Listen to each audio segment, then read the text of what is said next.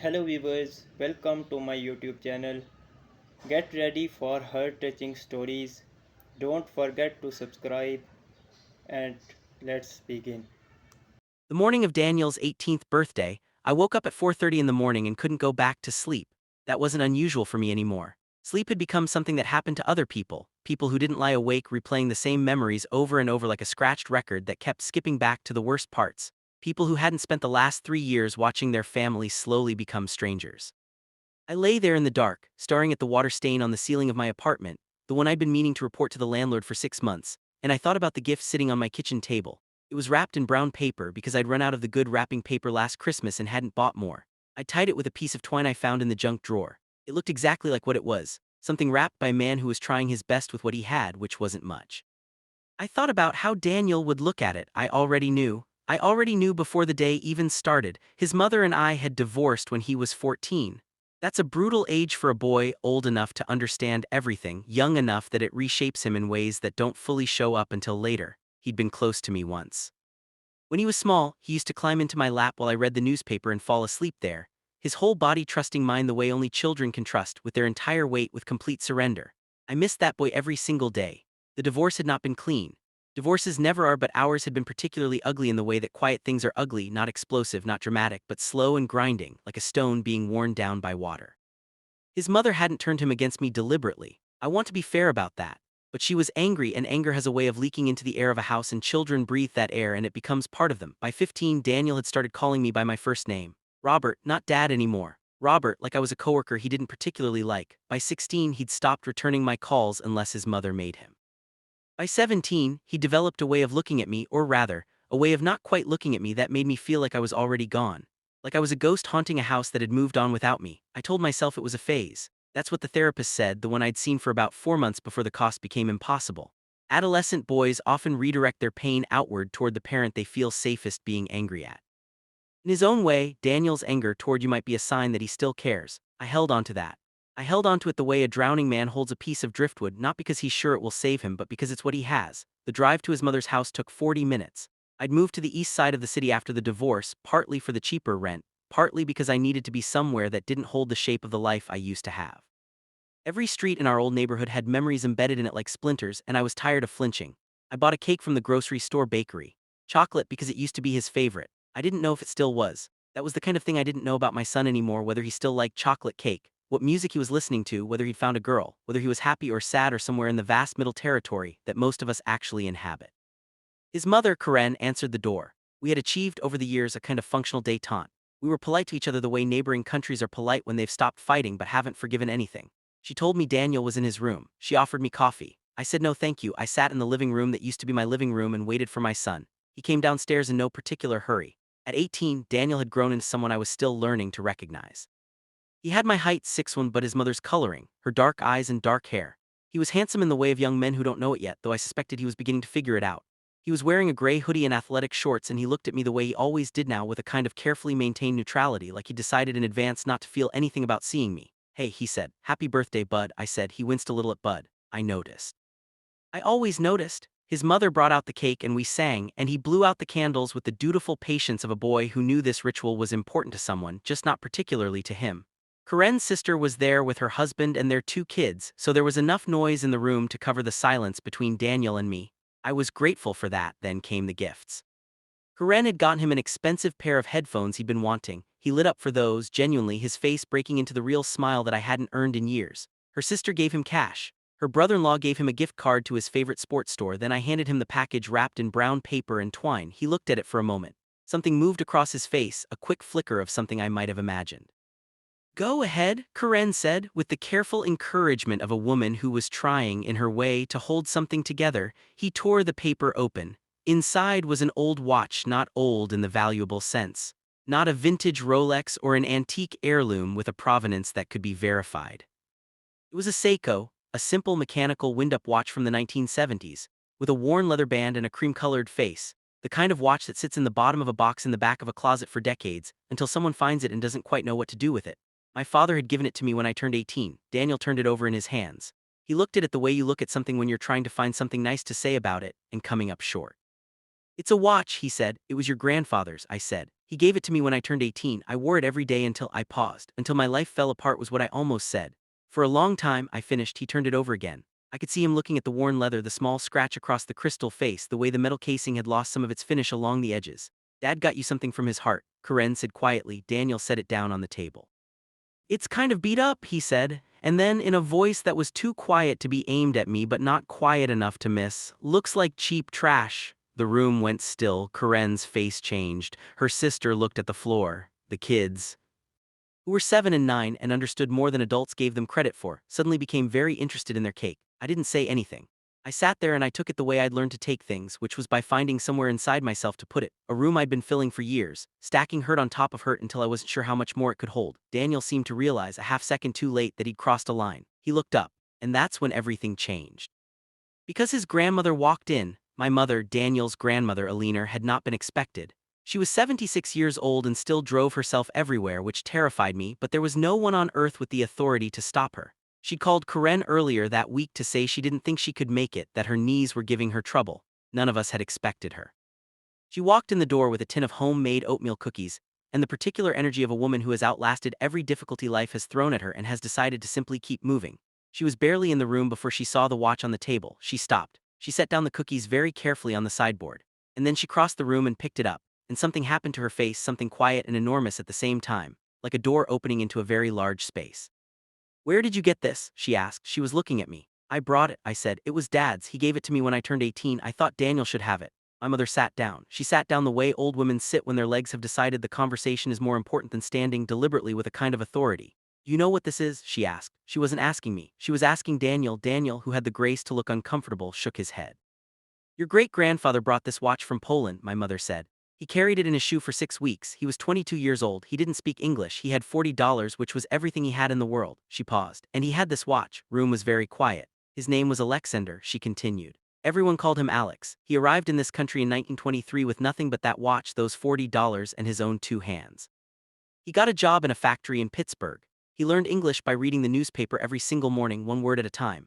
He married your great-grandmother Helena in 1928. They had 4 children. Your grandfather was the youngest." She turned the watch over in her hands. Her thumb moved across the back of the case and I realized she was reading something, an engraving I had never noticed, so worn that it had blended into the metal. "What does it say?" Daniel asked. His voice was different, quieter, younger somehow. My mother tilted the watch toward the light. "Siz just darm," she read. "It's Polish. It means time is a gift." She looked at Daniel steadily, the way she looked at all of us when we were young and needed to understand something important, not with anger but with the calm certainty of a woman who has seen enough of life to know what matters in it. "Your great-great-grandfather Alexander engraved that himself," she said. "The year his youngest son, your grandfather, turned 18. He gave him the watch and he said, 'You will be tempted your whole life to spend your time on things that seem big and turn out to be small. This is to remind you that time is the only thing that can never be replaced. Spend it on the people you love.'" Silence. "Your grandfather gave it to your father," my mother said, "on the day your father turned 18, because that's what this watch is. It's not jewelry, it's not money. It's 100 years of this family saying to its sons, 'We see you, you belong to something, don't forget where you come from.'" She held it out to Daniel. He took it. His hands, I noticed, were not entirely steady. "I didn't know," he said. It came out as barely more than a whisper. "No," my mother said, "you didn't." Party ended not long after that, in the way that parties end when something real has happened, not badly, but with a kind of hush, everyone moving more carefully like they were carrying something fragile. Daniel's cousins were ushered home. Karen's sister hugged her, and then hugged me, which she hadn't done in 3 years, and said it was a beautiful birthday. My mother ate 2 of her own oatmeal cookies and told Karen her kitchen needed more light, and then allowed me to walk her to her car. "You didn't have to do that," I said. "I did," she said simply. She patted my arm. "He's a good boy, Robert. He's in pain. Give him time. That's all I've been doing." "I know." She opened her car door and then she looked back at me with the eyes that had looked at me my whole life, that had seen me when I was the boy who broke things and the teenager who lied and the man who failed his marriage. Eyes that had not in 50 years ever looked at me like I was beyond repair. "Keep giving it." I watched her drive away and stood in the cold for a while before I went back inside. Daniel was in the kitchen. He was sitting at the table with the watch in front of him and he'd found a piece of paper somewhere and was writing. When I came in he folded it quickly, self-consciously, and I pretended not to notice. "I'm sorry," he said, "for what I said. I know, I didn't, I just thought." He stopped, started again. "I thought you didn't care enough to get me something real." The words hit me somewhere old and sore. "I know that's what it looked like." "Been kind of a jerk," he said. "For a while, you've been a kid going through something hard. Thing maybe." He almost smiled, almost. "Can you?" He stopped again. His jaw worked for a moment and I recognized the motion. It was the same thing I did when I was trying to say something that mattered and I was afraid of what would happen when I said it. I'd always thought it was a habit I'd developed, but watching it on his face, I understood it was something I'd given him. Something passed down like dark eyes and stubbornness and the way we both put our hands in our pockets when we're nervous. Can you tell me about him? Daniel asked. Alexander and Grandpa, all of it. Can you tell me the whole thing? I sat down across from him. Outside, the light was changing, that late afternoon light that winter does, golden and brief and a little heartbreaking, the kind that makes everything look like it's already a memory. It fell across the table between us, across the watch with its worn face and the inscription that had been there for 100 years, waiting for someone to read it. Time is a gift. Yeah, I said, I can do that. And I started at the beginning. I told him about Alexander, who was 22 and terrified and brave in the way that people are brave when they have no other option. I told him about the factory and the newspaper and the English learned one word at a time. I told him about Helena, who was born in this country but spoke Polish at home and made a soup that my mother still made, that I still made, that I had in fact tried to teach Daniel to make when he was 8 years old on a Saturday afternoon, that I still thought about sometimes because it had been a good day, one of the uncomplicated good days before everything got complicated. I told him about my father, his grandfather, who had been a quiet man, the kind of quiet that comes from depth rather than absence, who had worked as a civil engineer for 35 years and coached Little League on weekends and read to his children every night until they were old enough to read themselves, and then sat with them while they read just to be there, who had put this watch on my wrist on my 18th birthday and said, "You're a man now, Robbie." That's terrifying and wonderful, and both of those things are true at the same time.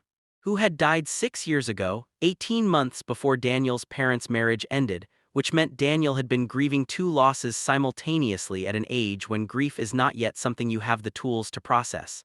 I told him that too. Daniel listened. He listened the way I hadn't seen him listen to me in 4 years, still and present, and without the armored disinterest that teenagers wear to protect themselves from the vulnerability of caring. He asked questions. He asked what Alexander looked like, and I said I didn't know for certain, but there was a photograph somewhere at my mother's house of a man with a square jaw and tired eyes and enormous hands. He asked if my father had ever talked about his father, and I said yes, not often but carefully, the way you talk about someone whose life means something to you that is difficult to put into words. At some point, without either of us marking it, the afternoon became evening. Karen appeared in the doorway twice, once to ask if we wanted coffee, once to ask if Daniel wanted dinner. Both times he said no, not yet. Both times she looked at the two of us at the table and something in her face did something complicated and private, and she went away. It was past 7 when I finally stood up. Daniel walked me to the door. He was wearing the watch. He'd put it on somewhere during the afternoon, slipped it onto his wrist without comment, and I pretended not to notice that either, because some things are private even when they happen in front of you. At the door he stopped. "Dad," he said. It was the first time in 3 years. I don't know how to write what that word did to me. Language isn't built for the particular kind of impact of a single syllable that you have been waiting years to hear, that you were beginning to think you might never hear again. It hit me somewhere below thought, below articulation, in the part of a person that is not made of words at all. "Yeah," I said steadily, "I hoped. I'm sorry it took me so long." "It took the time it took," I said. "That's all right." He nodded. He looked at the watch on his wrist, then back at me. "Will you come to my graduation?" he asked. "In June. I want you there." "Horses," I said. He smiled, the real one, the one I'd been missing. "I don't know what that means." "Means yes. It means absolutely, unconditionally yes. It means there's no version of events in which I'm not there." He laughed a little. And then, without warning, he hugged me, the sudden, slightly awkward hug of a young man who is not sure of the protocol but has decided to attempt it anyway, his arms coming around me with more strength than I'd expected, holding on for a moment that I would carry with me for the rest of my life. "Thanks for the watch, Dad," he said. I held on for another second before I let him go. I drove home in the dark. I thought about Alexander, 22 years old, on a boat with a watch and $40 and everything ahead of him still unwritten. I thought about my father, quiet and present, reading to his children in the lamplight. I thought about Daniel in the kitchen, writing something on a folded piece of paper, asking me to tell him the whole story from the beginning. I thought about what my mother had said: give him time. The thing about time, the thing that Alexander understood when he put that inscription on the back of the watch, the thing my father understood when he passed it down, the thing I think I am only now, at 51, beginning to truly understand, is that it doesn't heal things by passing. Not exactly. Time heals things because it's full of moments, and in those moments, if you keep showing up, if you keep wrapping things in brown paper and tying them with twine and driving 40 minutes and sitting in living rooms that used to be yours, things change, not all at once. Not dramatically, but they change. I got home and climbed the stairs to my apartment and stood at the kitchen table where that morning a brown paper package had been sitting. The paper was still in my coat pocket, folded up. I took it out and smoothed it on the table. My phone buzzed, a text from Daniel. No message, just a photograph. The watch on his wrist, his hand resting on the kitchen table, the light falling across it the way it had fallen across everything that afternoon, golden and brief. and underneath 3 words: time is a gift. I stood there in my small apartment with its water-stained ceiling and its junk drawer twine and the brown paper spread out on the table, and I felt something that had been clenched inside me for a very long time begin slowly to unclench. I typed back, "Happy birthday, son." And then I went to bed, and for the first time in longer than I could remember, I slept.